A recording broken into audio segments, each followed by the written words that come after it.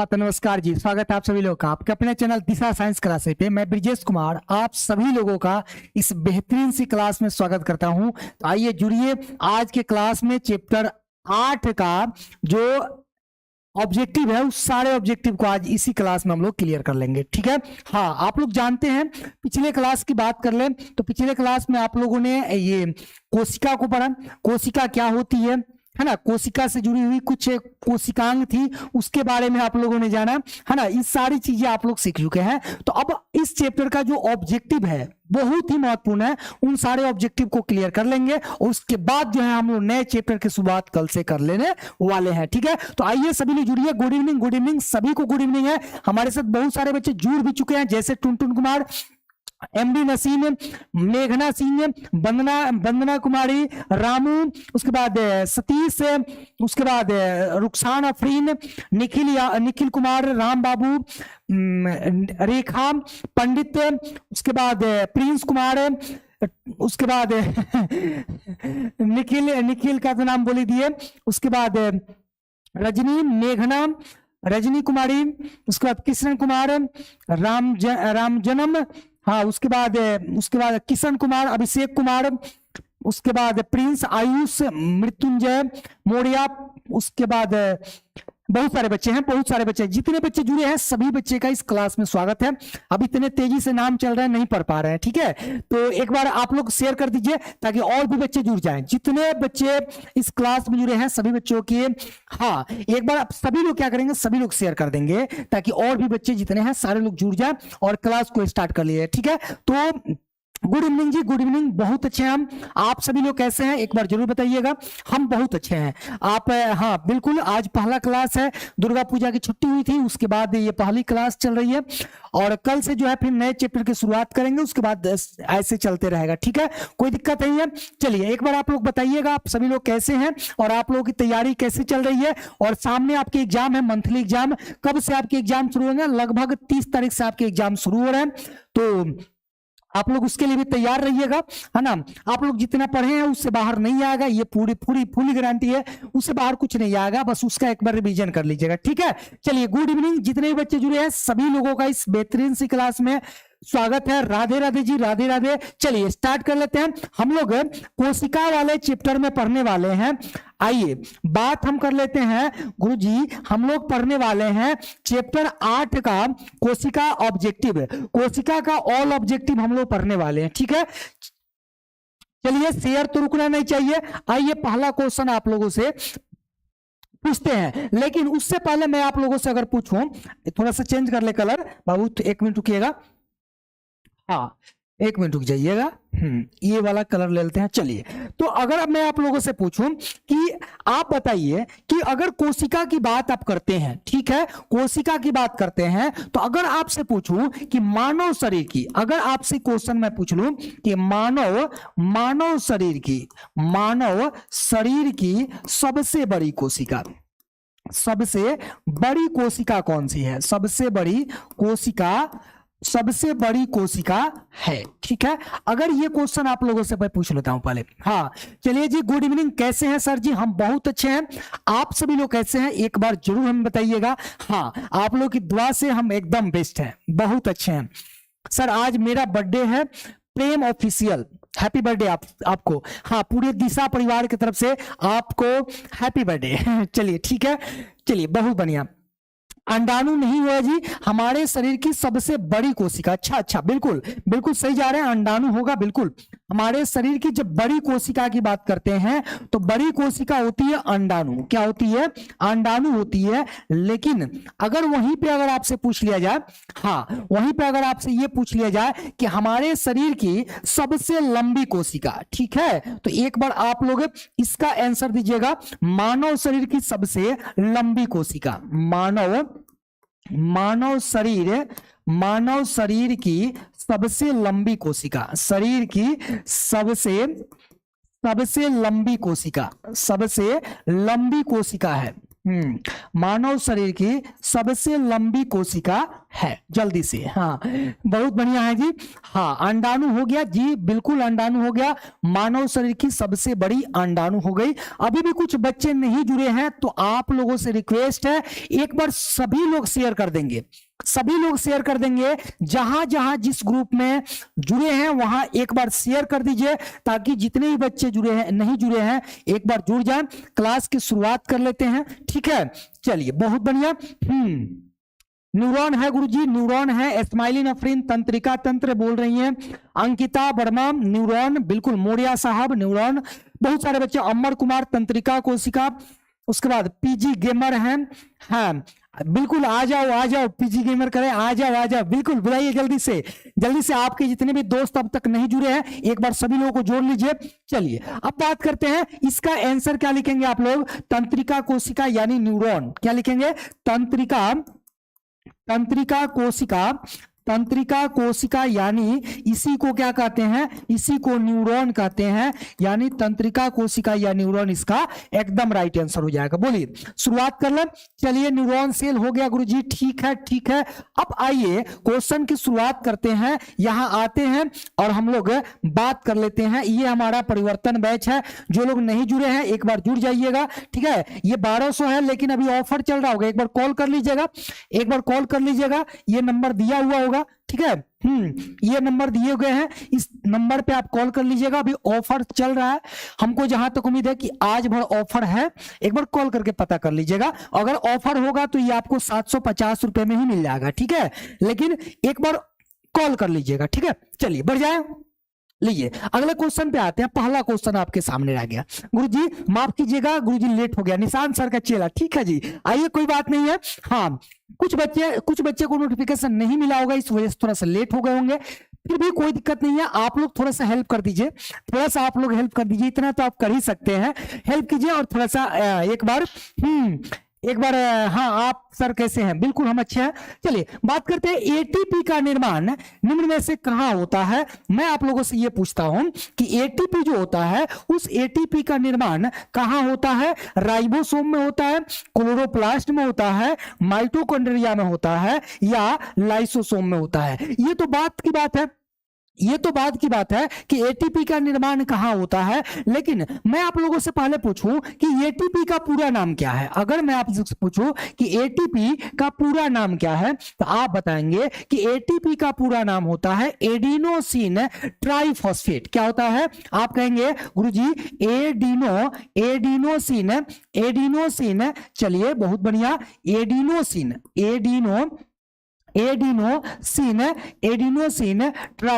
Triphosphate होता है गुरुजी, ठीक है,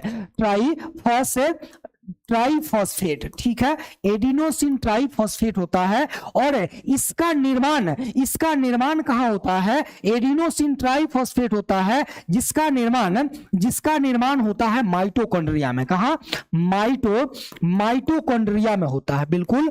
इसका निर्माण कहां होता है बच्चा जी, तो इसका निर्माण होता है माइटोकॉन्ड्रिया में। और इसी माइटोकॉन्ड्रिया को क्या कहते हैं, तो आप कहते हैं माइटोकॉन्ड्रिया को पावर हाउस, माइटोकॉन्ड्रिया क्या कहते हैं, पावर हाउस, या इसी को बिजली घर कहा जाता है, ठीक है। पावर हाउस किसको कहते हैं, माइटोकॉन्ड्रिया को कहा जाता है, और इसी को शक्ति का घर, इसी का बिजली का घर, और इसी को कोशिकीय ऊर्जा गृह के नाम से जाना जाता है। इतने सारे नाम आपको तो याद होना ही चाहिए, ठीक है। चलिए बहुत सारे बच्चे ऑप्शन नंबर सी की तरफ जा रहे हैं, बिल्कुल एकदम ऑप्शन नंबर सी इसका एकदम राइट हो जाएगा। चलिए एकदम सही है ऑप्शन नंबर सी, लेकिन एक बार तो शेयर होना चाहिए दबा करके, और सारे बच्चे अटेंडेंस लगा देंगे अपना, जितने लोग अभी तक आए हैं सारे लोग अटेंडेंस लगाएंगे अपनी, ठीक है। हाँ Mrityunjay Kumar, power house of the cell, बिल्कुल power house of the cell किसको कहेंगे, माइटोकॉन्ड्रिया को power house of the cell कहा जाता है। और इसी माइटोकॉन्ड्रिया को क्या कहते हैं, शक्ति का घर। क्या बोलते हैं बाबू, शक्ति का घर इसी को बोला जाता है। और शक्ति का घर जब आप बोल ही दिए तो आप यही लगले बोल दीजिए ना, आप क्या, बिजली का घर, बिजली का घर, ठीक है, बिजली का घर। और यही लगले आप क्या बोल दीजिए, कोशिकीय ऊर्जा गृह, कोशिकीय कोशिकीय ऊर्जा, ऊर्जा गृह, गृह का मतलब तो होता है घड़े। तो देख रहे हैं ना आप, एक माइटोकॉन्ड्रिया को कितने नामों से जाना गया, बताइए, एक माइटोकॉन्ड्रिया को कितने नामों से जाना गया, अलग अलग नामों से जाना गया। तो इस प्रकार से क्वेश्चन आपसे पूछे जा सकते हैं अलग अलग नाम से, कि power house of the cell किसे कहा जाता है ना, ये कोशिकीय ऊर्जा गृह किसे कहते हैं, माइटोकॉन्ड्रिया बिजली घर किसे कहा जाता है, ये सारा चीज आपसे पूछा जा सकता है। हाँ, you are the best sir. चलिए बहुत अच्छे, हम आप सभी लोग। आइए अगले क्वेश्चन पे आते हैं। निम्न में से किसमें कोशिका भित्ति पाई जाती है? देखिए मैंने आपको बताया था कोशिका भित्ति और कोशिका झिल्ली, है ना। कोशिका भित्ति यहां लिखेंगे, आप लिखेंगे कोशिका भित्ति। पहले तो बात करेंगे हम लोग कोशिका भित्ति, कोशिका भित्ति। अब एक बात कीजिए कि कोशिका भित्ति को इंग्लिश में क्या कहते हैं? इंग्लिश में कहते हैं सेल वॉल। क्या बोलते हैं? सेल वॉल बोलते हैं बाबू, ठीक है। लेकिन अगर बात करें कोशिका भित्ति की, कोशिका झिल्ली की, कोशिका झिल्ली की बात करते हैं, कोशिका झिल्ली की बात कर लेते हैं। इसको बोलते हैं प्लाज्मा मेम्ब्रेन या सेल मेम्ब्रेन। आप सेल मेम्ब्रेन लिखिएगा, सेल मेम्ब्रेन, ठीक है, सेल मेम्ब्रेन, ठीक है। इधर जगह नहीं है, एनी डाल दीजिएगा, ठीक है। चलिए सेल मेम्ब्रेन हो गया। अब बात यहां ये आती है कि ये जो कोशिका भित्ति होती है ये केवल पादप कोशिका में, किसमें, कहां पाई जाती है बाबू? पादप कोशिका में पाई जाती है। ये केवल पाई जाती है पादप कोशिका में। कहां? पादप कोशिका में पाई जाती है। लेकिन अगर वहीं पे बात करें कि ये जो प्लाज्मा सेल मेम्ब्रेन जो होता है वह पादप और जंतु दोनों में पाई जाती है, यानी जंतु कोशिका और पादप कोशिका दोनों में कोशिका झिल्ली पाई जाती है। तो हम कहते हैं कि यह जंतु एवं पादप दोनों कोशिकाओं में, दोनों कोशिका में पाई जाती है, कोशिका में पाई जाती है, ठीक है, पाई जाती है, ठीक है जी। हाँ, ये दोनों में पाई जाती है, जंतु और पादप दोनों में। अब बात यहां पूछा हुआ क्वेश्चन उस पर देखिए, कोशिका भित्ति किस में पाई जाती है? पादप कोशिका में, जंतु कोशिका में, अमीबा में, यूग्लिना में। तो देखिए पादप कोशिका में कोशिका भित्ति पाई जाती है। ऑप्शन नंबर ए इसका एकदम राइट हो जाएगा। क्लियर? चलिए एक बार शेयर हो जाए बाबू, एक बार शेयर हो जाए, सारे लोग शेयर कर देंगे। चलिए अगले क्वेश्चन पे आते हैं। चलिए अगला क्वेश्चन आपके सामने है, पाचक एंजाइम किसमें जमा रहता है? देखिए क्वेश्चन आपसे पूछा गया,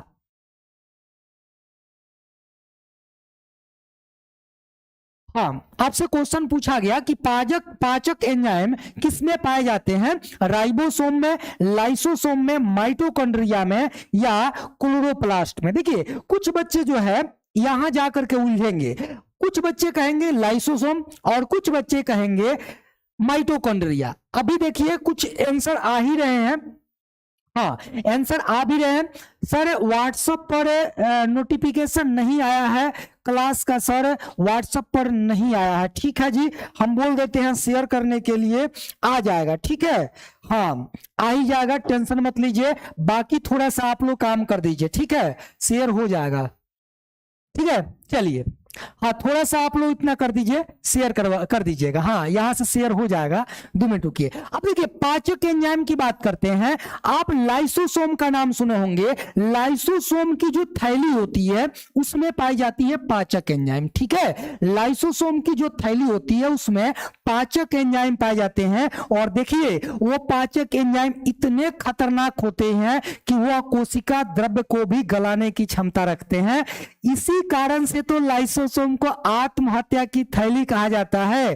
कभी कभी कोशिका में व्यवधान होता है, कोई गड़बड़ी होती है, तो उस गड़बड़ी के कारण लाइसोसोम की झिल्ली फट जाती है, और जब लाइसोसोम की झिल्ली फटती है तो इसकी खुद की कोशिका भी नष्ट हो जाती है। यही कारण है कि लाइसोसोम को आत्महत्या की थैली भी कहा जाता है। तो इसका सही आंसर क्या हो जाएगा? ऑप्शन नंबर बी एकदम राइट हो जाएगा। अब बात करते हैं आत्महत्या की थैली की, ठीक है। तो आपसे अगर क्वेश्चन पूछा जाए तो कहिएगा लाइसोसोम को, लाइसोसोम लिख लीजिएगा इसमें, लाइसोसोम को आत्महत्या की, क्या, आत्महत्या, खुद से हत्या कर लेना जी, आत्महत्या की थैली, थैली कहा जाता है, कहा जाता है, ठीक है। आत्महत्या की थैली किसको कहते हैं, लाइसोसोम को कहा जाता है। कारण पूछ लिया जाए तो आप कहिएगा कि इसमें पाए जाने वाले जो एंजाइम्स होते हैं वह एंजाइम्स कोशिका द्रव को भी गलाते हैं। कोई व्यवधान, कोई गड़बड़ी होती है कोशिका में तो यह झिल्ली, लाइसोसोम की झिल्ली फट जाती है और फटने के बाद क्या होता है, पूरी कोशिका के साथ इसकी खुद की कोशिका भी नष्ट हो जाती है। अब अगर मैं आप लोगों से पूछ लूं कि लाइसोसोम कितनी झिल्ली युक्त होती है, लाइसोसोम में झिल्ली कितनी होती है, एक होती है, दो होती है या नहीं होती है, बताइए। अगर क्वेश्चन में पूछूं कि लाइसोसोम, लाइसोसोम में झिल्ली होती है, झिल्ली होती है, कितनी झिल्ली होती है आपको बताना है जल्दी से, आपको यहां पे इसका आंसर जल्दी से बताना है। लेकिन लाइसोसोम में कितनी झिल्ली पाई जाती है, एक पाई जाती है, दो पाई जाती है या नहीं पाई जाती है। बहुत बढ़िया, सारे बच्चे के आंसर आ रहे हैं। टुनटुन कुमार, अंकित वर्मा, गलत है जी आप, एक झिल्ली होती है। स्माइलिन अफरीन और निशु प्रिया, स्माइलिन अफरीन और दिव्या कुमारी, उसके बाद पंडित सुमित्रा मिश्रा, उसके बाद टुनटुन कुमार, सारे लोग आ रहे हैं एक झिल्ली, यानी कि एकल झिल्ली लिख सकते हैं, एकल झिल्ली युक्त है, एकल झिल्ली युक्त होती है मतलब एक के झिल्ली होती है इसमें, ठीक है, एक के झिल्ली युक्त होती है मतलब सिंगल झिल्ली इसमें पाया जाता है लाइसोसोम में, ठीक है। आगे बढ़ जाते हैं अगले क्वेश्चन में। जब बाहरी पदार्थों को कोशिका द्वारा अंतर्ग्रहण किया जाता है तब इसे क्या कहा जाता है। देखिए कितना बढ़िया सवाल है, कितना अच्छा सवाल है, लेकिन इस सवाल में कुछ बच्चे फंसेंगे, इस सवाल में कुछ बच्चे फंसेंगे और ये दरोगा में क्वेश्चन पूछा हुआ था, ठीक है।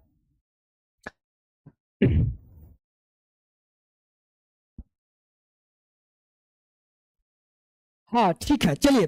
तो जब बाहरी पदार्थों को कोशिका द्वारा अंतर्ग्रहण किया जाता है तब इसे क्या कहते हैं, एंडोसाइटोसिस, एक्सोसाइटोसिस, दोनों या इनमें से कोई नहीं। ध्यान दीजिएगा, जब बाहरी पदार्थों को, अमीबा का नाम सुने होंगे आप लोग, किसका, अमीबा का नाम सुने होंगे। यह अमीबा एक कोशिकीय जीव है, कैसा, एक कोशिकीय जीव है, एक कोशिकीय जीव है। और इस अमीबा का जो शरीर होता है, यानी इसके शरीर का सतह लिखेंगे, शरीर का सतह जो होता है, सतह लचीला होता है, क्या होता है, लचीला होता है। और लचीला होने के कारण बाहरी भोज्य पदार्थों का इसमें होता है अंतर्ग्रहण। क्या होता है बाबू, इसमें होता है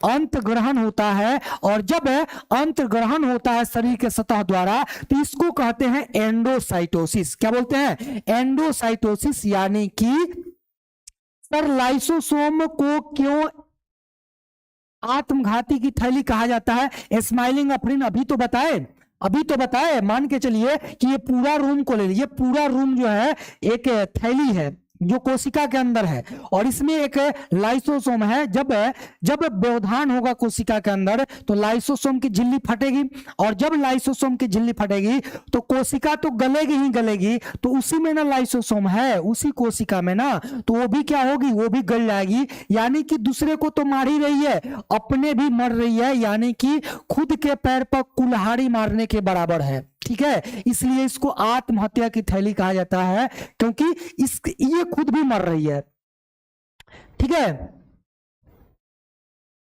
हाँ इसमें, हाँ बहुत सारे बच्चे बता भी रहे हैं। चलिए अंतर्ग्रहण में इसमें हो जाएगा एंडोसाइटोसिस, और ये एंडोसाइटोसिस क्रिया द्वारा किसमें, अमीबा में भोजन होता है, ठीक है। चलिए आगे बढ़ जाए, अगले क्वेश्चन में आते हैं। मुंड नहीं है, मंड है बाबू, ठीक है। इसको थोड़ा सा आप यहां लिखिएगा, मंड यानी कि स्टार्च, ठीक है। मंड यानी स्टार्च, कहा मंड को ग्रहण करने वाले, ग्रहण नहीं संग्रह करने वाले लवक को क्या कहते हैं, समझिए मंड को, हाँ क्योंकि इसमें कोशिका द्वारा को नष्ट, हाँ बिल्कुल सही बात है, निशांत कुमार का चेला आदित्य तिवारी, ठीक है। हाँ मंड को मंड या स्टार्च को संग्रह करने वाले लवक होते हैं। तो सबसे पहले तो आप जान लीजिए कि लवक होते कितने हैं, ठीक है। तो अगर हम लवक की बात करें, लवक या प्लास्टिड की बात करें, अगर लवक या प्लास्टिड की बात करें तो ये 3 होते हैं। कितने होते हैं बाबू,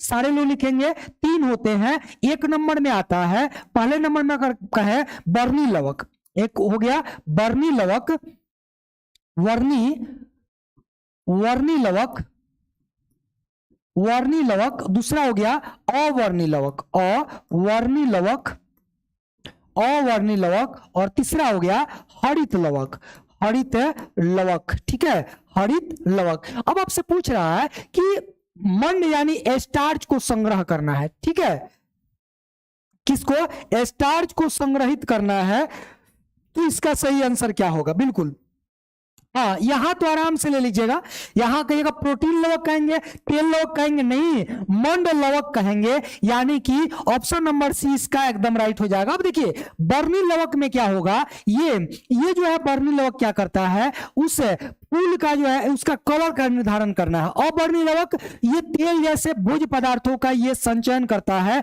और हरित लवक क्या करता है, हरित लवक प्रकाश को इसी में जो है पाया जाता है, कौन सा वर्णक, बोलिए सर, लवक केवल पौधों में पाया जाता है, साइनोबैक्टीरिया में भी पाया जाता है बाबू, जिसमें लवक पाया जाएगा, देखिए जिसमें लवक पाया जाएगा उसमें प्रकाश संश्लेषण की क्रिया होगी, लवक जिसमें पाया जाएगा उसमें होगी प्रकाश संश्लेषण की क्रिया, प्रकाश संश्लेषण, ठीक है, प्रकाश संश्लेषण की क्रिया होगी। और आप जानते हैं कि जितने भी पौधे होते हैं, जितने भी पेड़ पौधे होते हैं, उस सारे पौधों में प्रकाश संश्लेषण क्रिया होती है, ठीक है, प्रकाश संश्लेषण की क्रिया होती है। लेकिन आप ये भी जानते हैं, एक बात और आप जानते हैं कि अगर इस पौधा को छोड़ दीजिए तो ये ध्यान दीजिएगा, कवक और प्लस शैवाल, कवक और शैवाल, तो ये शैवाल में भी क्या पाया जाता है, तो प्रकाश संश्लेषण होता है, यानी लवक इसमें भी पाया जाता है। तो अतः हम कह सकते हैं कि जिसमें लवक पाया जाएगा उसमें प्रकाश संश्लेषण क्रिया होगी, ठीक है। हाँ ठीक है, तो चलिए आगे बढ़ते हैं, अगले क्वेश्चन पे आते हैं। निम्न में से कौन से कोशिकांग बिना झिल्ली युक्त होता है। देखिए कितना आसान सवाल है कि बिना झिल्ली का कौन सा कोशिकांग होता है। आप कहिए गुरुजी कोशिकांग क्या होते हैं, एकदम सिंपल सा आप समझने का प्रयास कीजिएगा। कोशिकांग होते क्या है, कोशिका के अंदर पाए जाने वाले जितने भी रचनाएं होते हैं जो कोशिका द्रव्य में पाए जाते हैं, कोशिका द्रव्य में पाए जाते हैं, वही कोशिकांग कहलाते हैं, ठीक है, वही कहलाते हैं कोशिकांग। जैसे मैं बात करूं तो अब मान के चलिए हम यहाँ पे एक जो है डायग्राम लेते हैं छोटा सा। अब मान के चलिए थोड़ा देर के लिए कि ये एक जो डायग्राम आप लिए, ठीक है, ये आप एक डायग्राम लिए, तो इसमें तो केंद्रक होगा, बिल्कुल इसके मध्य में क्या होगा, केंद्रक होगा। लीजिए हम बना दिए मध्य में केंद्रक, ठीक है, ये हो गया केंद्रक। और इसी के अंदर क्रोमेटिन होगा, ये लीजिए क्रोमेटिन है, और क्रोमेटिन के बगले में, इसके बगले में केंद्रिका पाई जाएगी। आई होप आपको ये बात समझ में आ रही होगी, ठीक है। और इसी में माइटोकॉन्ड्रिया होगा, इसी में माइटोकॉन्ड्रिया होगा। ये सारे क्या है, ये सारे कोशिकांग है। इसी में लाइसोसोम होगा, ठीक है, इसी में क्या होगा बाबू, इसी में होगा लाइसोसोम। चलिए ये हो गया लाइसोसोम। और आप ये भी जानते हैं कि इसी के अंदर जी, इसी में यहाँ पे देखिए क्या पाया जाएगा, आप कहेंगे सेंट्रोसोम यहाँ पाया जाएगा, ठीक है, यहाँ पे हो जाएगा सेंट्रोसोम। और इस सेंट्रोसोम के ऊपर वाले भाग में आप जानते हैं कि यहाँ पे गाल्जी उपकरण भी पाया जाएगा, गाल्जी काय भी पाया जाता है, ठीक है, इसमें पाया जाता है गाल्जी काय, ठीक है, कोई दिक्कत। ये गाल्जी काय आप ये भी जानते हैं कि इसी के अंदर अंतःप्रद्र जालिका भी पाई जाती है, इसी के अंदर पाई जाती है अंतःप्रद्र जालिका, ठीक है। हाँ, और इसी में यहां से छोटा सा अगर ले ले तो इसमें हम बना देंगे छोटू, ये बना देंगे हम क्या, बोलिए राइबोसोम। ठीक है सर, लवक केवल पादप में पाया जाता है, प्लीज क्या है? हाँ बिल्कुल, केवल पादप में आप बोल सकते हैं, एक्सेप्शन वाला वो काउंट नहीं करेंगे। हाँ ठीक है, 6 का बी होगा सही सर जी। हाँ 6 का बी कैसे होगा जी? इसमें गालजी उपकरण में, ये गालजी उपकरण में झिल्ली पाया जाता है छोटू, गालजी उपकरण में झिल्ली पाया जाता है। बिना झिल्ली का कौन पाया जाता है? राइबोसोम। कौन पाया जाता है? राइबोसोम पाया जाता है। अब मैं आप लोगों से एक क्वेश्चन पूछता हूं, आपसे मैं एक क्वेश्चन पूछता हूं कि प्रोटीन का फैक्ट्री, मैं पूछता हूं प्रोटीन का फैक्ट्री किसे कहा जाता है? बताइए, प्रोटीन का फैक्ट्री, प्रोटीन का फैक्ट्री या कारखाना किसे कहा जाता है? किसे कहा जाता है? कहा जाता है, जल्दी से छापिएगा, प्रोटीन का फैक्ट्री किसे कहा जाता है? बिल्कुल हाँ, प्रकाश संश्लेषण। गुरुदेव एक बच्चे का डाउट बहुत बड़ा है ना जी, हाँ रुकिए।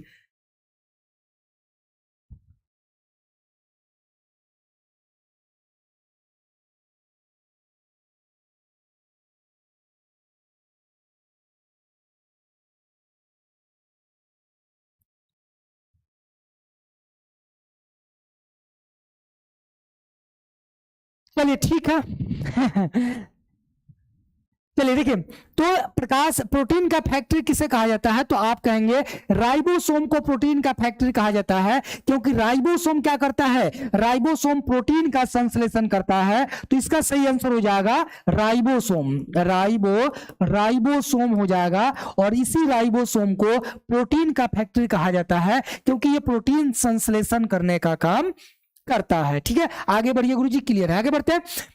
जीवाणुओं में निम्न में से किस प्रकार का राइबोसोम पाया जाता है? देखिए, अगर बात करें राइबोसोम की, तो राइबोसोम 2 प्रकार के, कितने प्रकार के? 2 प्रकार के। एक होते हैं 80S और दूसरा होता है 70S। कितना? 70S होता है। और जो 70S प्रकार का राइबोसोम है वह किसमें? तो आप कहिएगा बैक्टीरिया में पाया जाता है, बैक्टीरिया में देखने को मिलता है। ठीक है, इस 70S का भी फिर 100 यूनिट है, 40 और 30 और 50 के 100 यूनिट में ये फिर से टूटेगा। ठीक है, तो ये 70S प्रकार का राइबोसोम किसमें पाया जाता है? जीवाणु में पाया जाता है। ऑप्शन नंबर ए इसका एकदम राइट हो जाएगा। ठीक है, चलिए, पंडित स्मृति मिश्रा पाए जाते हैं जी, वहां तो आपको बताया भी तो। अरे बच्चा जी, यहां समझिए, तो आप वहां पे आप जो डायटम की बात करते हैं, डायटम की बात करते हैं, डायटम कवक की बात करते हैं, कवक नहीं,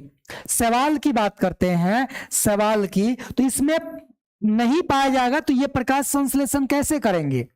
कैसे करेंगे बताइए?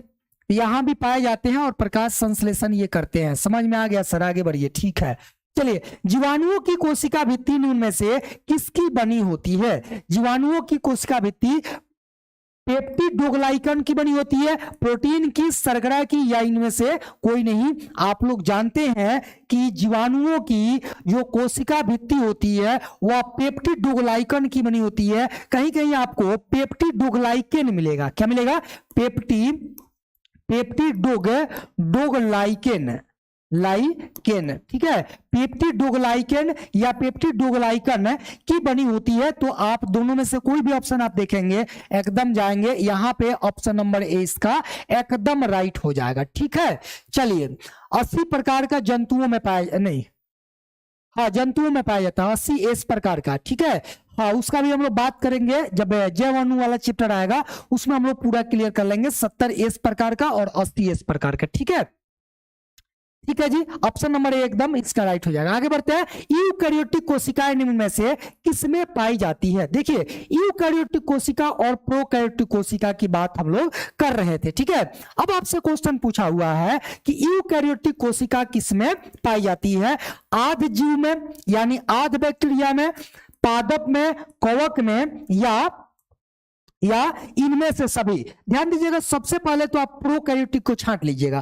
प्रोकैरियोटिक में, यानी कि जिसमें स्पष्ट केंद्रक नहीं पाया जाता है, यानी केंद्रक चारों तरफ से केंद्रक झिल्ली के द्वारा नहीं घिरा होता है, उसको कहते हैं प्रोकैरियोटिक कोशिका। और प्रोकैरियोटिक कोशिका बैक्टीरिया और साइनोबैक्टीरिया में देखने को मिलता है। और बाकी जो जीव हो गए उसमें होता है कौन, यूकैरियोटिक कोशिका। यानी हम कह सकते हैं कि यूकैरियोटिक कोशिका पादप और जंतु दोनों में पाया जाता है, जबकि प्रोकैरियोटिक कोशिका केवल बैक्टीरिया और साइनोबैक्टीरिया में मिलता है। अतः इसका आंसर क्या हो जाएगा, ऑप्शन नंबर डी एकदम राइट हो जाएगा। ठीक है, चलिए ऑप्शन नंबर डी इसका एकदम राइट हो जाएगा। आगे बढ़ते हैं। ठीक है, हाँ पादप और जंतु दोनों में पाया जाता है बाबू, हाँ पादप और जंतु दोनों में पाया जाता है। ठीक है, आगे बढ़ते हैं। तारक काय यानी सेंट्रोसोम निम्न में से किस कार्य का संपादन करता है या कौन सा कार्य ये करता है। ठीक है, ऑप्शन नंबर डी होगा जी। यहां देखिए कुछ बच्चे पादप को देख करके और ऑप्शन नंबर बी की तरफ जा रहे हैं। नहीं, ऑप्शन नंबर बी की तरफ आप नहीं जाइएगा, इसलिए कि मैंने बताया कि हाँ ये आध जीव है ना, आध जीव और कवक ये दोनों में भी पाए। कवक में भी आप देखिएगा, कवक में भी यूकैरियोटिक कोशिका पाई जाती है। ठीक है, तो इसका सही आंसर हो जाएगा इनमें से सभी। ठीक है, चलिए 10 का हाँ बिल्कुल डी होगा, बिल्कुल। आगे बढ़िए, आगे बढ़ते हैं।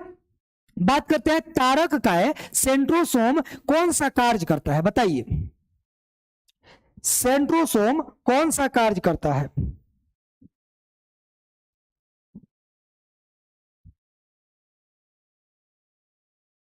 जी बताइए सेंट्रोसोम का कार्य क्या है।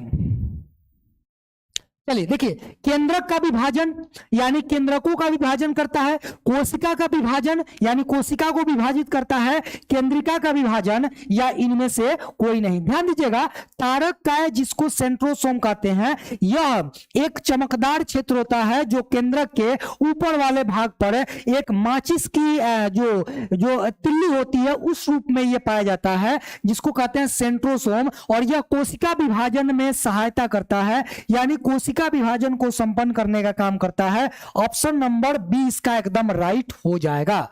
ठीक है, चलिए एक बार शेयर कर दीजिए आप सभी लोग, एक बार सभी लोग दबा करके शेयर और लाइक कीजिए ताकि और भी बच्चे जुड़ जाए, बहुत मजा आ रहा है। ठीक है, आगे बढ़ जाते हैं। ऑप्शन नंबर बी एकदम राइट हो जाएगा। अगला क्वेश्चन, निम्न में से ग्रेनम किस में पाया जाता है। देखिए, क्या केंद्रक में ग्रेनम पाया जाता है, माइटोकॉन्ड्रिया में होता है, राइबोसोम में होता है या क्लोरोप्लास्ट में होता है। देखिए क्लोरोप्लास्ट में ग्रेनम पाया जाता है और प्रत्येक क्लोरोप्लास्ट में 40 से 60 ग्रेनम पाए जाते हैं। ठीक है, 40 से 60 ग्रेनम पाए जाते हैं, क्लोरोप्लास्ट में पाए जाते हैं। ऑप्शन नंबर डी इसका एकदम राइट हो जाएगा। यहां लिख लीजिएगा नोट दे करके या स्टार दे करके कि प्रत्येक क्लोरोप्लास्ट में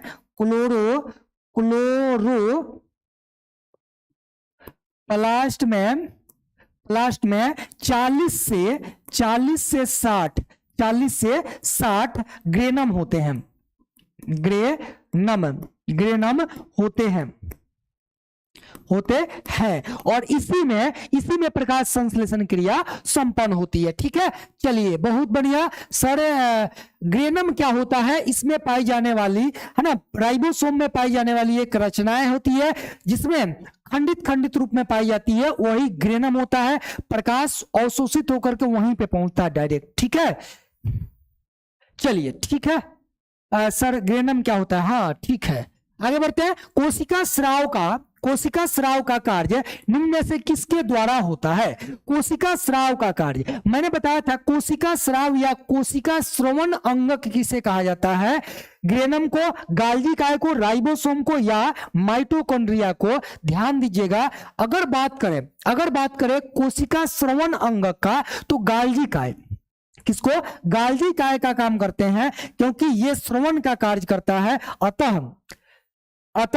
अतः हम कह सकते हैं कि कोशिका श्रवण का कार्य निम्न में से किसके द्वारा, गाल्गी काय के द्वारा होता है। तो ऑप्शन नंबर 20 का एकदम राइट हो जाएगा। अगले क्वेश्चन पे आते हैं, राइबोसोम निम्न में से किससे संबंधित है। ठीक है, ये तो आपको ही बताना है कि राइबोसोम निम्न में से किससे संबंधित है। ठीक है, क्या प्रोटीन संश्लेषण से संबंधित है, वसा संश्लेषण करता है, कार्बोहाइड्रेट का संश्लेषण करता है या इनमें से कोई नहीं, एकदम फास्ट चल रहा है, परेशान मत होइए आप लोग। हाँ, टेंशन भी ना लीजिए, कोई टेंशन नहीं। ठीक है, चलिए बिल्कुल सही जा रहे हैं आप लोग। प्रोटीन संश्लेषण का कार्य करता है, इसी वजह से तो इसको प्रोटीन का फैक्ट्री कहा जाता है। चलिए, गुणसूत्र के अंतिम सिरे को निम्न में से क्या कहते हैं? याद कीजिए आप लोग, ये जो गुणसूत्र बनवाए थे, याद आ रहा है आप लोगों को, ये जो गुणसूत्र बनाए थे बाबू, इस गुणसूत्र के जो अंतिम वाला भाग है, एक मिनट, हाँ, ये जो गुणसूत्र बनाए थे, आपको याद होगा कि ये जो गुणसूत्र बनाए थे गुरुजी, हाँ आप बनवाए थे, एकदम याद आ रहा है गुरुजी। चलिए, हाँ ये हो गया। तो इसके अंतिम वाला भाग को क्या कहते हैं? इस अंतिम वाला भाग को कहते हैं टेलोमियर। क्या बोलते हैं? टेलोमियर बोलते हैं। मियर क्या बोलते हैं? टेलोमियर बोला जाता है। और आप जानते हैं कि इसमें, इसके अंदर और भी थोड़ा सा बन गया तो थोड़ा ले ही लेते हैं। इसमें दो समानांतर, ये जो समानांतर कुंडलित नलिका जो पाई जाती है, इसको क्या बोलते हैं बाबू? हाँ, इसको क्या बोलते हैं? बोलिए, क्रोमैटिड्स ना जी, इसको बोलते हैं क्रोमैटिड्स।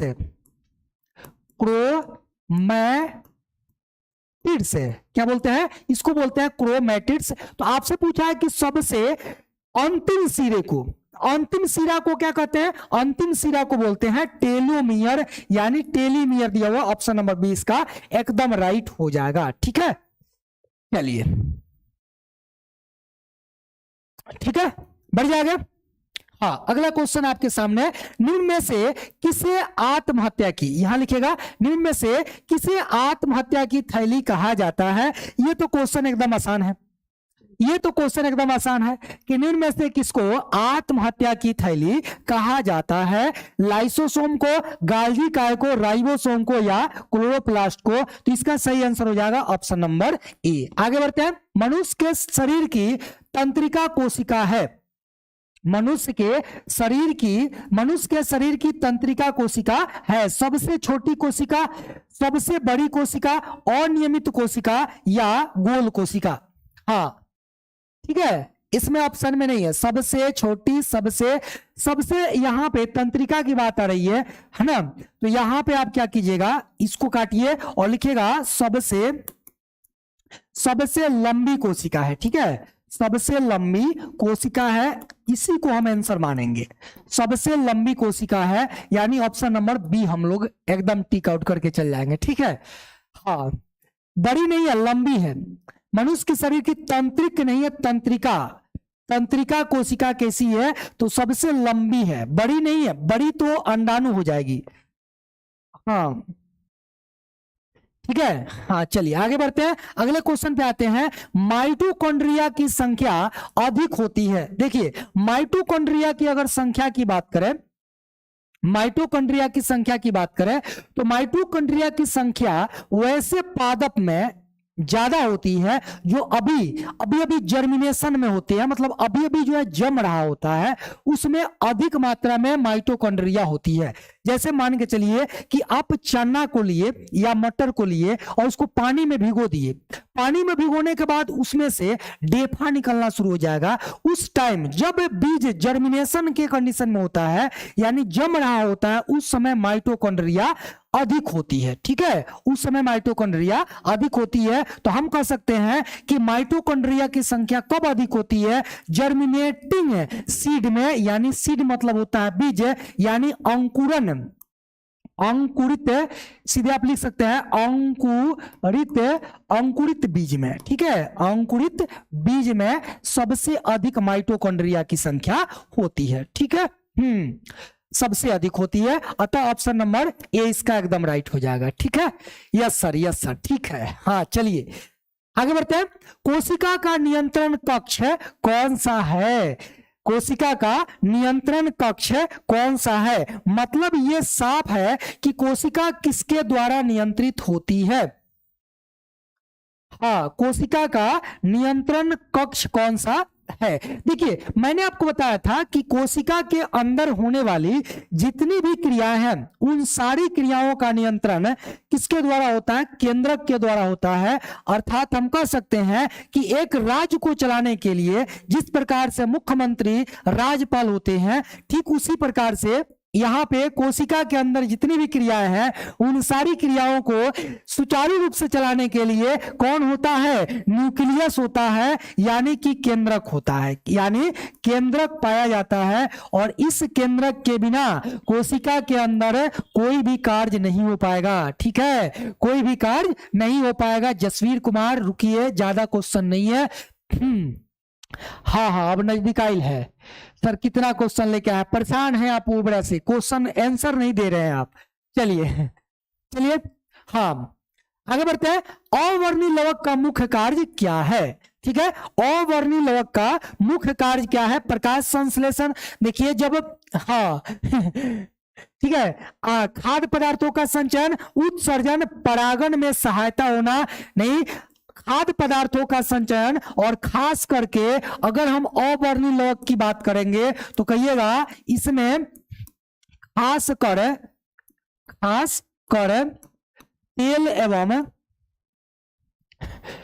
कर तेल एवं वसा जैसे भोज्य पदार्थों का संचयन होता है, संचयन होता है।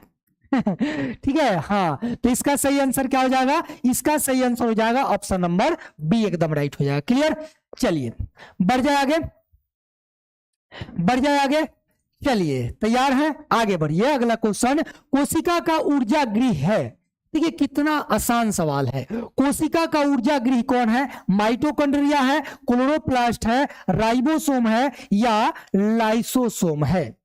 लाइसोसोम है, कोशिका का ऊर्जा गृह पूछा हुआ है, यानी कोशिका का बिजली घर, कोशिकीय ऊर्जा गृह की बात की जा रही है, यानी माइटोकॉन्ड्रिया इसका एकदम राइट हो जाएगा। ठीक है, चलिए कोई दिक्कत, कोई डाउट हो तो बोलिए। नहीं है गुरुजी, ठीक है बढ़ जाए आगे।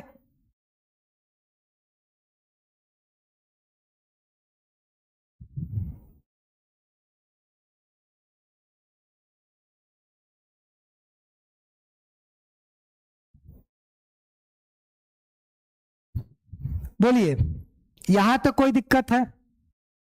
नहीं है तो बोले, आगे बढ़ जाए। हाँ ठीक है गुरुजी, यहां तक ठीक है। माइटोकॉन्ड्रिया क्यों होगा गुरुजी? हाँ माइटोकॉन्ड्रिया को ही कहा जाता है। चलिए अगला क्वेश्चन है कि लाइसोसोम को आत्महत्या की थैली कहते हैं क्योंकि इसमें उपस्थित होते हैं श्वसन में भाग लेने वाले एंजाइम, हाइड्रोलाइटिक एंजाइम, प्रकाश संश्लेषी एंजाइम, अणुओं को जोड़ने वाले एंजाइम। ध्यान दीजिएगा, लाइसोसोम को आत्महत्या की थैली इसलिए कहा जाता है क्योंकि इसमें हाइड्रोलाइटिक एंजाइम पाए जाते हैं, और यही हाइड्रोलाइटिक एंजाइम कोशिका द्रव्य को भी गलाने की क्षमता रखते हैं। यही कारण है कि लाइसोसोम को क्या कहते हैं? आत्महत्या की थैली कहा जाता है। ठीक है, चलिए अगला क्वेश्चन है कोशिका मतवाद यानी सेल थ्योरी का प्रतिपादन निम्न में से किसके द्वारा किया गया? निम्न में से किनके द्वारा लिख सकते हैं, किनके द्वारा किया गया? रॉबर्ट हुक के द्वारा, स्लाइडेन एवं स्वान के द्वारा, पुरकिंजे के द्वारा, या रॉबर्ट ब्राउन के द्वारा? बताइएगा कि सेल थ्योरी किसने दिया? ठीक है, सेल थ्योरी किसने दिया? जल्दी से बताइएगा। हाँ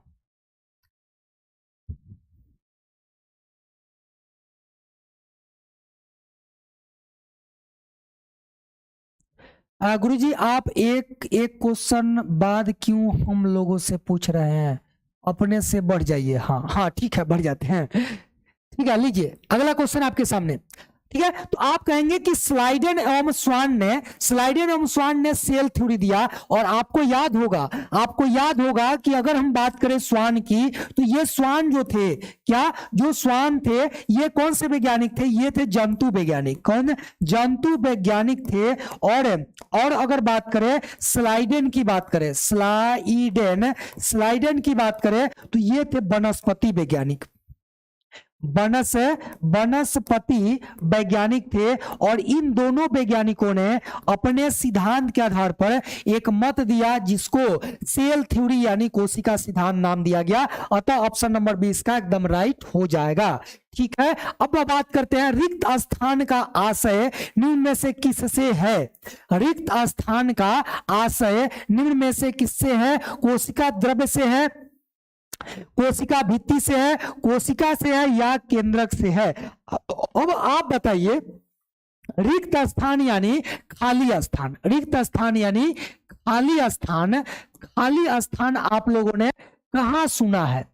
अंतर कोशिकीय स्थान आप लोगों ने कब सुना है? तो आप कहेंगे कि अंतर कोशिकीय स्थान की बात तब आती है जब कोशिका का जिक्र होता है। किसकी? कोशिका की जिक्र होती है, यानी जब सेल का जिक्र होता है तो सेल में कुछ ऐसी कोशिका है जो रिक्त स्थान का, हाँ, रिक्त स्थान पाई जाती है उसमें, तो ये हो जाएगा कोशिका, यानी रिक्त स्थान का आशय किससे है? कोशिका से है, यानी सेल से। आगे बढ़ते हैं, जीव द्रव्य का नामकरण, जीव द्रव्य का नामकरण निम्न में से किसने किया? ध्यान दीजिएगा, जीव द्रव्य होता क्या है? जीव द्रव्य होता क्या है? ये हो गया केंद्रक, ठीक है, और इस केंद्रक में ये हो गया केंद्रक द्रव, ठीक है, ये हो गया केंद्रक द्रव, और इस केंद्रक द्रव के बाद जो झिल्ली पाई जाती है ये है कोशिका द्रव्य, ये है कोशिका द्रव्य। जब इस केंद्रक द्रव के साथ, यानी केंद्रक द्रव और कोशिका द्रव दोनों को ऐड कर देंगे तो इसको क्या कहेंगे? ये दोनों को मिला कहेंगे जीव द्रव्य, जीव द्रव्य बोला जाता है। अगर आपसे क्वेश्चन पूछा जाता है कि जीव द्रव्य किसे कहते हैं तो बोलिएगा केंद्रक द्रव एवं कोशिका द्रव्य को सम्मिलित रूप से जीव द्रव्य कहा जाता है। और जीव द्रव्य का नामकरण किसने किया? कहिएगा पुरकिंजे ने। किसने? पुरकिंजे नामक वैज्ञानिक ने जीव द्रव्य का नाम दिया। देखिए ऑप्शन में यहां पे है पुरकिंजे नामक वैज्ञानिक ने जीव द्रव्य का नाम दिया। ठीक है, हाँ, जीव द्रव्य का नाम किसके द्वारा? पुरकिंजे के द्वारा दिया गया। ठीक है, अगर मैं आप लोगों से पूछ लूं कि जो केंद्रक है उस केंद्रक की खोज किसके द्वारा की गई? जल्दी से बताएंगे, केंद्रक की खोज किसके द्वारा की गई? ठीक है, केंद्रक की खोज किसके द्वारा की गई? आगे बढ़ते हैं, अगला क्वेश्चन है रंगीन प्लेस्टिड या रंगीन लवक को क्या कहा जाता है? रंगीन लवक को क्या कहा जाता है? ल्यूकोप्लास्ट, क्लोरोप्लास्ट, क्रोमोप्लास्ट या कैरोटीन? जल्दी से। पुरकिंजे ने किया, बिल्कुल। चलिए, अभी तक आपके आंसर नहीं आए हैं। रॉबर्ट ब्राउन ने किया, बिल्कुल बात सही है। ये केंद्रक की खोज रॉबर्ट ब्राउन ने किया। अब रंगीन प्लेस्टिड को क्या कहते हैं? क्रोमोप्लास्ट कहा जाता है। रंगीन प्लेस्टिड को क्या कहते हैं? क्रोमोप्लास्ट कहते हैं। ये पूरे 25 क्वेश्चन रहे, ठीक है, पूरे 25 क्वेश्चन है। पूरे 25 क्वेश्चन आपके समाप्त हो गए। बाकी आपके इस 25 क्वेश्चन में कितने सही है एक बार आप लोग बताइएगा कि आप जो 25 क्वेश्चन लगाए, पूरे जो 25 क्वेश्चन लगाए, इस 25 क्वेश्चन में आपके कितने सही रहे एक बार आप लोग कमेंट के माध्यम से बताने का प्रयास कीजिएगा। जल्दी से बताएंगे। हम देख रहे हैं कितने ऐसे बच्चे ईमानदारी से। 25 का सी एकदम करेक्ट है। बताइए आपके कितने सही है? 20 सही है गुरुजी। प्रेम ऑफिशियल बोल रहा है, हाँ, प्रेम ऑफिशियल 20 सही है। उसके बाद हम देख रहे हैं प्रेम, उसके बाद रोशन कुमार 20 सही है। उसके बाद 24 सही है। ललिता 23 सही है।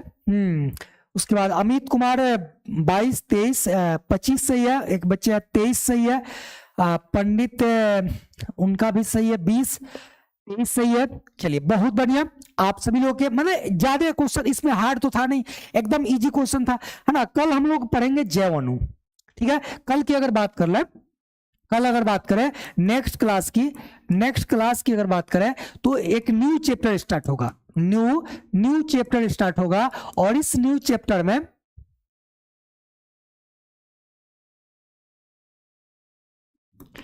न्यू चैप्टर स्टार्ट होगा और इस न्यू चैप्टर में हम लोग पढ़ेंगे, क्या पढ़ेंगे आप जानते हैं, जैव अणु के बारे में हम लोग इसमें जानकारी लेंगे, ठीक है। और जैव अणु में हम लोग यही जानेंगे कि जो पदार्थ होते हैं वे पदार्थ बने किससे होते हैं, ठीक है। साथ ही साथ हम ये भी बात करेंगे कि जो जीव होते हैं उनके जीव जो कोशिका होती है वो कोशिका किसकी बनी होती है।